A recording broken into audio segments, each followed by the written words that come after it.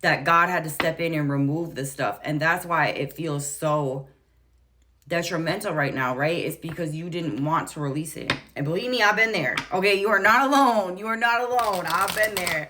I've clung hard to things that were not for me because it was comfortable, because I loved them, or I loved that, or whatever. Like, I gave myself a million reasons, y'all. Adapt and thrive. Seek clarity. That's a lot of cards right there, though. Embrace openness and insights, allowing life's truths to reveal themselves. Adapt and thrive. Luck flows with change. Stay flexible. Embrace shifts and learn from the journey as answers reveal themselves. What am I telling you guys?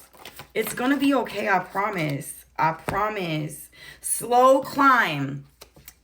You are getting there one steady step at a time with a little bit of effort, right? But you need to make the steps forward, not backwards, okay? And stop trying to walk forward carrying everybody on your back. Because I am talking to a few people in the room right now that are still here. You were the, I don't want to say like, what is the right word? Not like scapegoat per se, but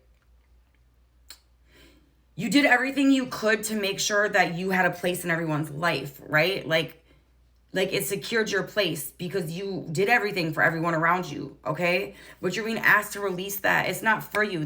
You don't need to carry their baggage anymore. You don't need to micromanage everything going on around you because they do not do that for you. They do not care for you. And if you get in your own energy and see that for a while, you'll see who's really there.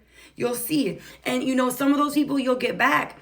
But God has to work on them. Just like God's trying to work on you right now, God needs to work on them too without you trying to, micromanage. Like, you're not God. You're not God. And with love, with love. Cutting edge. Slice through your obstacles and carve a path towards your dreams. Okay, somebody's scared to go to treatment. Okay, somebody's scared to get sober. And like, that's completely understandable, but I feel like if you're being guided to do that, you need to do that. 717. Listen, change my life, okay? But you know how many treatment... I'm going to share a little bit. How many treatment facilities I went to before I got sustainable sobriety? Since 2012, I think was my first treatment. No lie. And I went to many, okay? And I switched addictions, like, throughout that. And I've been sober for years now. Like, it took a long time, but my heart first changed in 2012. Well, I went to many treatments as a minor too, you guys. So let me not lie. I've had a lifelong issues, right? But as an adult, I've maintained for a long time. But in 2012, I realized that I had a problem and I needed help, right? But I thought that I still knew everything. And then in 2013, 14 is when God, he drugged me out the darkness again, and I found a love for God that was deeper than a love for anything else. But I still stumbled. I still fell. I still clung on to and married a situation that wasn't for me, right? I still try to cling on to things of the past that were not for me. I'm seeing 1881. Okay? And it's okay. Like, God's still there. He's still got your back. So, because some of you guys might believe he's not there with you. He is. But you have to make steps in the right direction as well. And for some of you guys, it's leaving that person, leaving them alone for good, no matter how hard it hurts. And if that is where you're sitting in it, just understand,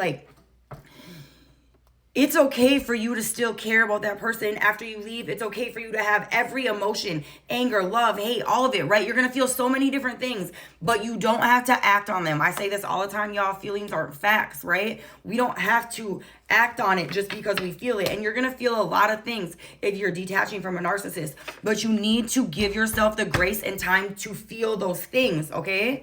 Please, please, please, please. Okay. What signs are we talking about? Scorpio. What signs are we talking about? Aquarius. What signs are we talking about? Virgo.